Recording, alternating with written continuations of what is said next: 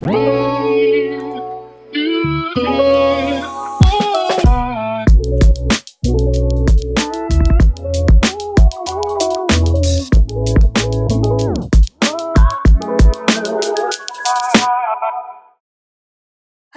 and welcome to Real Menopause Talk.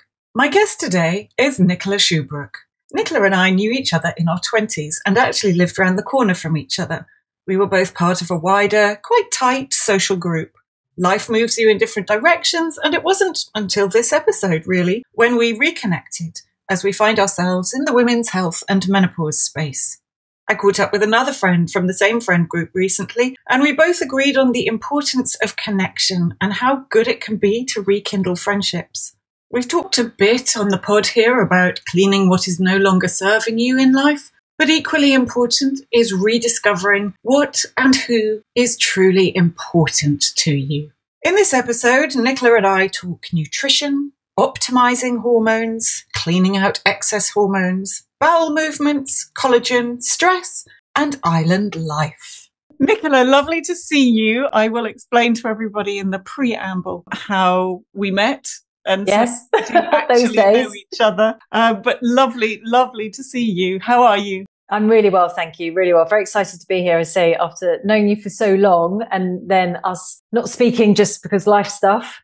So to come on and chat to you today is fantastic. And we find ourselves in the lovely menopause, perimenopause bubble and health and well-being and women's health, which is pretty exciting in itself as well. For the purposes of people who don't know you, would you like to start with telling everybody a little bit about yourself? Of course. So I am Nicola Shubrook. I'm a registered nutritionist. I'm a functional medicine practitioner. I'm actually also a clinical hypnotherapist. And I run an online nutrition and functional medicine clinic called Urban Wellness. So I've been doing that for 7 or 8 years now. I've been qualified for 12. So I had a busy career in media before that, which I loved, but that was part of the reason that led me to retrain because my own health took its turn. And it was through that I found the passion for nutrition, but also in particular kind of mental health. And by that, I mean, not just anxiety and depression, just all of the factors that feature around how our brains work, are what I call our food stories, which we'll probably tap into. Just understanding, memory and concentration and brain fog, all those things that come up at this life stage. I just love, and the connection with the gut, that gut brain connection. So yeah, I absolutely love working in this space now and couldn't think about going back to do anything else. As for me personally, I am currently sitting in Cyprus. This is where has been my home for the last 15 months, which has been amazing. So I used to live in the UK. Most of my clients are in the UK, but Europe as well. And the great thing about running an online business is I can do it from anywhere, which was part of the reason we moved, because we took advantage of kind of, that was it. What am I? Digital nomad, I think, is what I'm technically classed as. So I live out here. My parents also, they retired out here 8 years ago, which is just lovely. And I just love the work-life balance and doing the things that are important to keep me well, like my morning walks, which have always been a massive part of what I do, and just fresh produce and more sunshine than the UK, those kind of things. So yeah. It's making me very envious indeed on a rather wet, damp, grey morning. But there we go. Nicola, where are you in terms of perimenopause at the moment? So I am perimenopause. I'm 48, and I would say I started to notice symptoms about 3 years ago.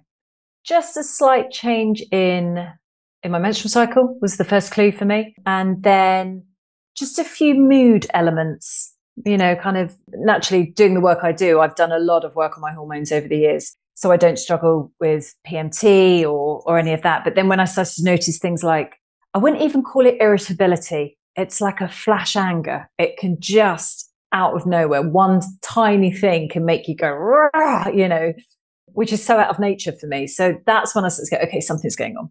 But generally, that I have got under control just, again, through diet and lifestyle. And for me, I touch wood, I'm breezing through this bit at the minute. Other than the change in cycles, I'm coping well with it and not kind of, I know the thing with menopause, and it's great, we've got podcasts like this that highlight kind of menopause and the impact it can have on women. But I think I'm also on the other side going, it doesn't have to be like this either. It doesn't have to be this horrific journey that some women are seem to be going through. What is the work then that you've done previously on your hormones that has meant that you're in a more solid position? So for years, I was put on the pill so the oral contraceptive pill when I was 14, and that was for my skin. So I had sort of really bad, it wasn't acne on my face, but I kind of would get these like pimples, I guess, all across my chest and back. And back in the day, they would go to a doctor, it was like, have some medicine, go on the pill. And so then I ended up staying on it because then it obviously was beneficial from a contraceptive side. And I didn't come off the pill until I was 32. I actually changed it for the copper coil at the time. Which for me has been a godsend. It's just been super easy. But at the time, my PMT was dreadful. And that's through my own nutrition journey as well. I noticed as well, actually, I had intolerances. I have quite a severe dairy intolerance. And I say severe in that I think when most people think about food intolerances, they go, oh, it's bloating or digestive issues. For me, it's moods. Dairy made me depressed. I think back to my university days, my poor housemates that I lived with and, my early 20s. Because, I was eating cheese was something you ate as a student, cheese on toast, that kind of thing. But I noticed I would get depressed. I struggled in my late teens and early 20s with really low moods. So for me, it was kind of like working out, right, what is the impact food is having on my health, but also in terms of my hormones, because the two were clashing. For some of us, dairy and hormones just can be a bit pro-inflammatory. And so coming off the pill, I suddenly was like, I was getting all these sore boobs and, my cycle was heavy and hives. So I struggled on and off with urticaria, chronic hives. And I was thinking, right, cortisol, stress hormones. So when I took hormones, sometimes I'm not just talking about sex hormones, it's kind of the whole picture. So I just improved. I started eating better. I started doing a lot of work on my gut. I do a lot of liver support mainly through diet. And I use a lot of powdered supplements. So rather than just always taking a pill, I use a lot of like freeze-dried powders like collagens and green powders and things, easy things. I'm all about ease. We're all busy. How can we just make our health better through day-to-day practices? And I started to do a lot of work on the stress side. Meditation became a thing. My walking became a huge thing for me. I do a lot of journaling and things like that. So it was kind of an all-rounded approach rather than just, I took this magic pill and that kind of fixed it, because I just started paying attention to my body, starting to notice, right, what are the signs? Why am I experiencing this? Which is why I think now, for me in perimenopause, I've had very subtle shifts, but I've been able to notice them. And I'm not getting kind of big, dramatic kind of changes at the moment. And hopefully not, but who knows? It's so interesting that you say that cheese actually made you depressed, because it's another layer of awareness that actually could be extremely beneficial. How did you identify specifically that it was dairy that made you depressed? It actually started off, I actually went to see a kinesiologist back in my early 20s. And she said to me, I don't think dairy suits you. At the time, I think I was in that phase where I was like, I was just desperate to feel better. I just knew I wasn't feeling great. And I was like, all right, I'll give it a go. And then mentioned it to my mum, and she's like, oh, I'm not actually that great with dairy. And mentioned it to my sister. Yeah, I don't do good on dairy. And suddenly it's like going, right, okay, hang on. But I probably wasn't really strict with it, like going out for dinner or going to someone's house. And also, if I'm thinking like, this was, 22. So this is like 26 years ago. You didn't have, going into a coffee shop and asking for a coconut latte or an oat latte. They just didn't exist, really. Yeah. You could get some really awful soya milks, but that was about it. And then it probably wasn't, until I went off to study nutrition, that I started to kind of really make those connections, because also the fascinating part for me was that my journey into nutrition was because I started having panic attacks in my late 20s.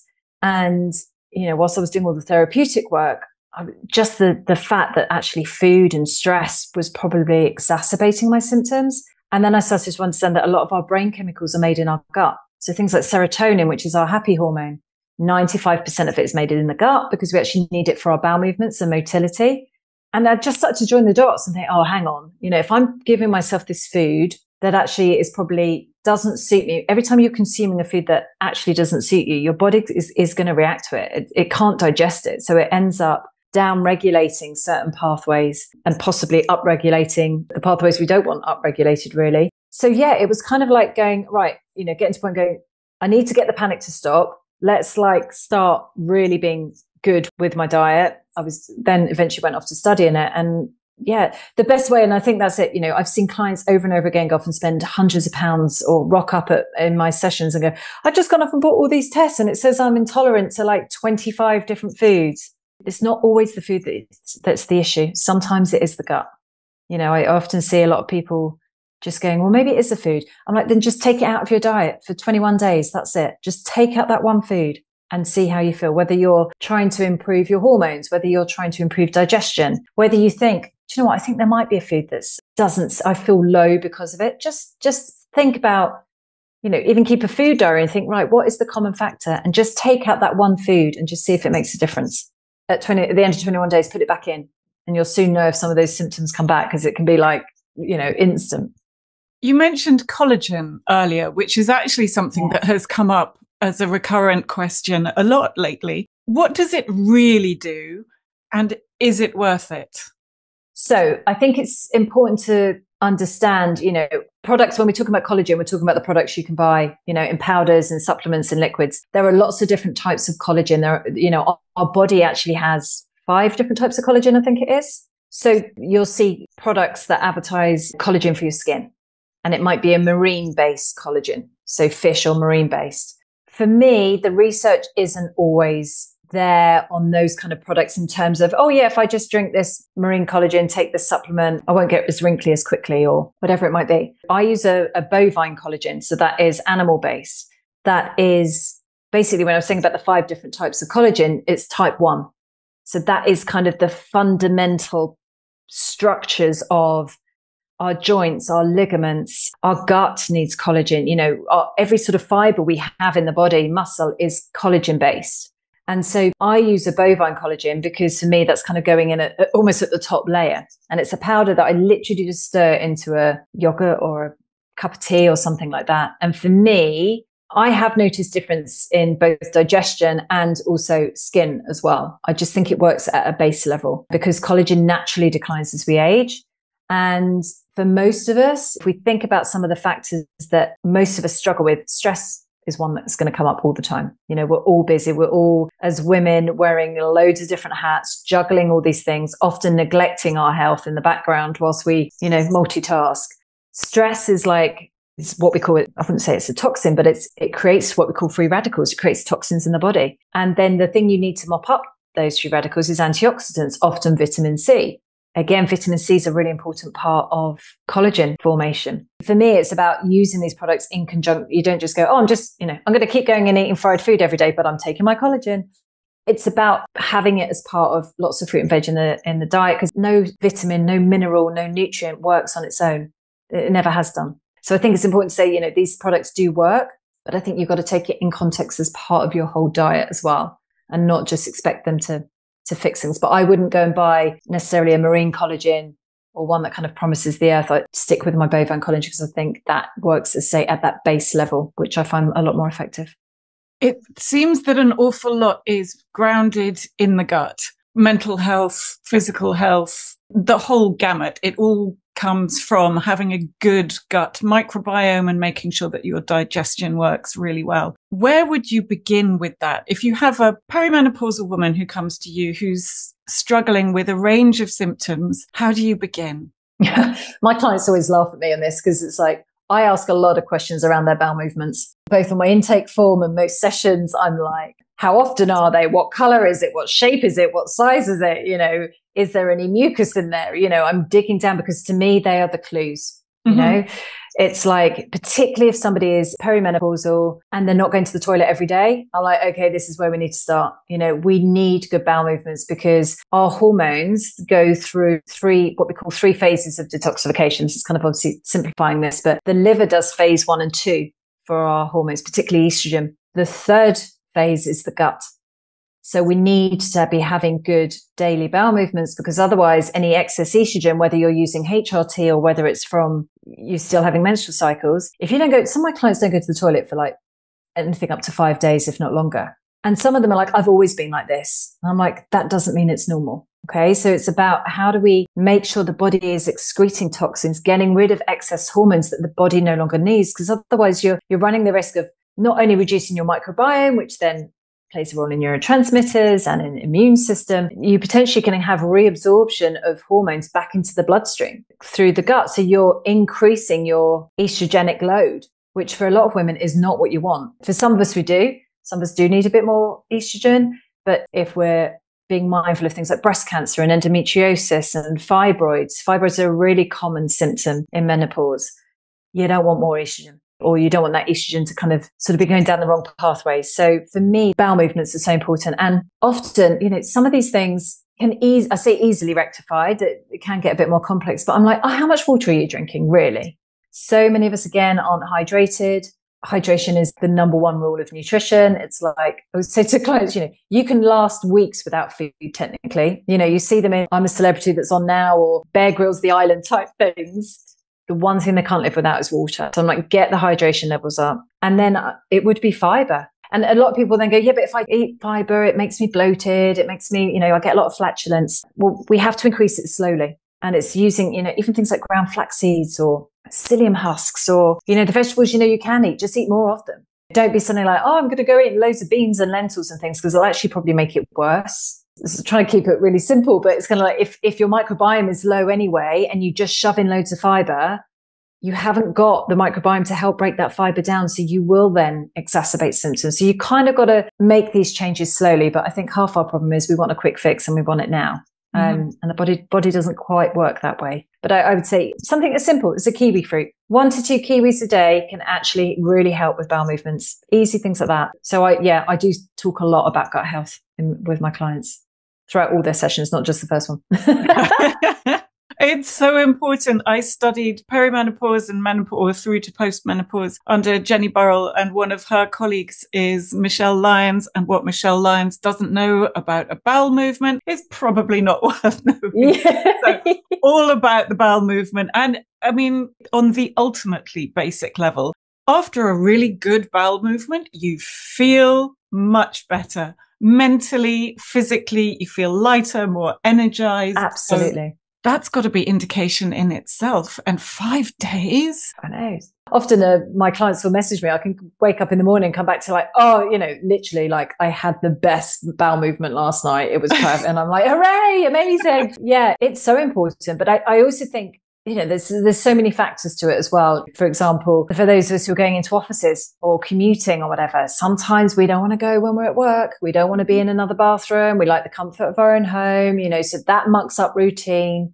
I think the one phrase for me is always, a lot of my clients have just learned to live with it. They go, well, I've always been like this. I'm like, When I ask them, how long have you struggled with constipation? Oh, at least 10 years. And they'll have gone to a doctor and maybe just been diagnosed with IBS, or just given some laxative type sachets to get things moving. And the big thing for me is really getting clients to tune into their body and go, okay, this isn't actually normal. And then, starting to take easy steps to start resolving it, because it plays such a massive part in our hormone clearance. It's a really, really important part of it. A lot of people don't know that you have to flush out hormones, the excess, or because they change their nature, and from estrogen to estradiol to all sorts of other different pathways, they do need to be removed. And then we replenish from within from the nutrients that we get, for example. Yes. Another thing that a lot of people put up with is PMT. Is that normal? No.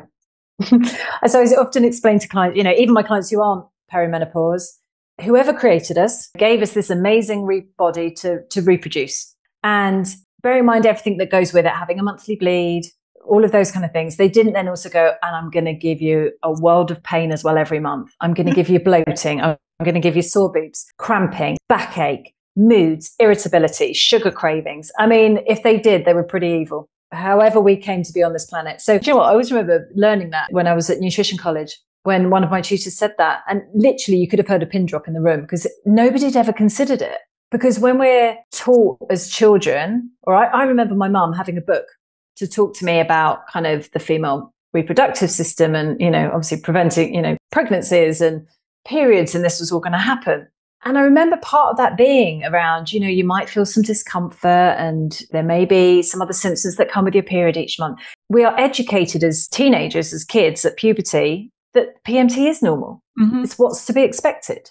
Just take a Nurofen or ibuprofen, you'll be okay. So for me, I'm like, PMT is not normal. And certainly some of the extremes. So I work with a lot of clients with PMDD, which is the even more extreme form of PMT. And, it's all about hormone balance. It's all about understanding, right, what are those hormones doing? What ratios are they in? Are they going down the right pathways? How are they working with each other? And I think even now, when women are starting to experience perimenopause, menopause symptoms, like I was saying earlier, I've worked hard on my hormones because I was on the pill for so long and knew the symptoms. So that I think that's why I'm at the moment, touch wood, breezing through perimenopause. But the women I see who are now menopausal and considering HRT or on a HRT, I will always ask them and say, what were your periods like before? And if they start going, I had all of these symptoms, I'm like, okay, this is making sense. I think if you struggle with PMT, you are probably more, I haven't got any research or stats on this other than my own clients, but I suspect if you struggle with PMT, you are more likely to struggle with menopause as well. Is there anything that somebody listening to this now could do today, as well as hydrate, obviously every day, that would help or begin to help with PMDD, certainly, and PMT? Maybe even there are some younger girls listening and they think, well, yes, I have cramps, but like you said, I'd just take a Nurofen or some kind of painkiller or have a hot water bottle. So how could we help the youngest then move through their lives pain-free? Yeah. For me, obviously, I'm always going to say diet is key. We're all eating too much of the wrong foods because we're all tired, we're all stressed. We haven't got time to cook. We're grabbing food on the go. So that naturally is increasing our sugar load. Even though, some of my clients go, I eat really quite well. And then I see the food diary, I'm like, there's just sugar at each point. And I think some of the convenience food that we think are healthy aren't as healthy as they probably could be or should be. So I'm always like, just get back to whole foods as best you can. Anything that comes in a fancy packet, anything that kind of promises the earth and, still tastes great. For me, a lot of these kind of plant-based products, I just look at the ingredients and think, oh my goodness, these are just horrific. There's no nutritional value. They might shout, oh, I've got loads of protein, but they haven't really got any other nutritional value in them at all. So I'm like, just get back to whole foods, lots of fruit and vegetables, water. Even the ones that say they have a load of protein in, when you actually look at their nutritional content, sometimes it's 6 grams. And you're like, hang on a minute, that's not a lot of protein. In my opinion, you need to be around the 20-ish, 25 grams per meal of protein to make it count. But being a protein bar that has 4 grams of protein and it's processed, there's an awful lot of that around. So whole foods. Yeah, I think it's looking at the protein, but then also look at the sugar content.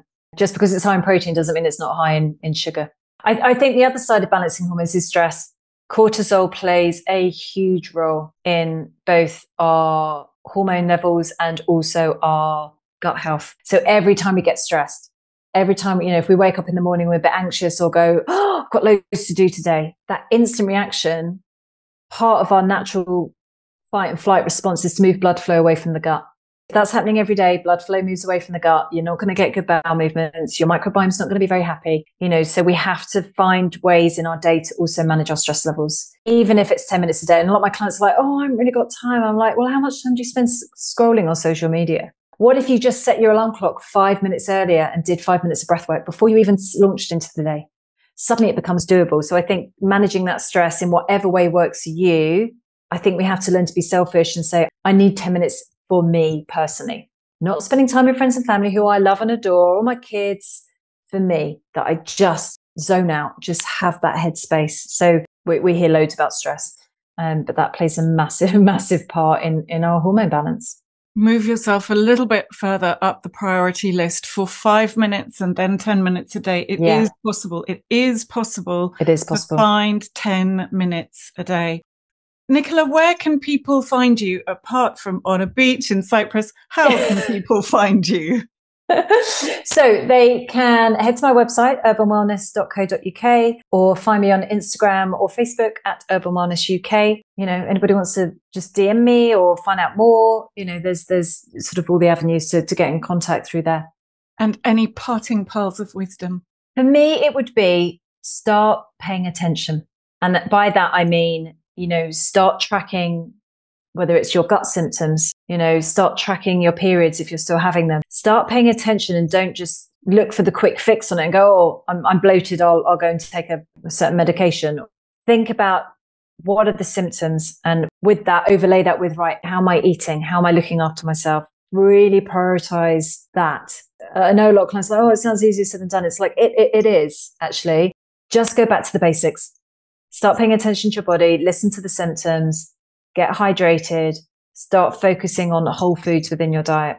Thank you so much for your time. It's been an absolute pleasure talking to you professionally. Yes, I know. It's been fantastic. Thank you. I've really enjoyed it. I will leave all the details of where to find Nicola, as usual, in the show notes. Follow us on the podcast app of your choice, and please do leave a review and click subscribe, as it makes all the difference to keeping us going. Sign up to the newsletter to stay up to date with the new episodes and a few extras as well. Simply go to the website, realmenopausetalk.com, scroll down and click subscribe. If you're listening at the time of release, then I wish you all a very happy, peaceful, exciting and fulfilling 2023. I thank you all for listening and being part of the Real Menopause Talk community. Happy New Year! Thank you for listening, and I look forward to seeing you in the next episode.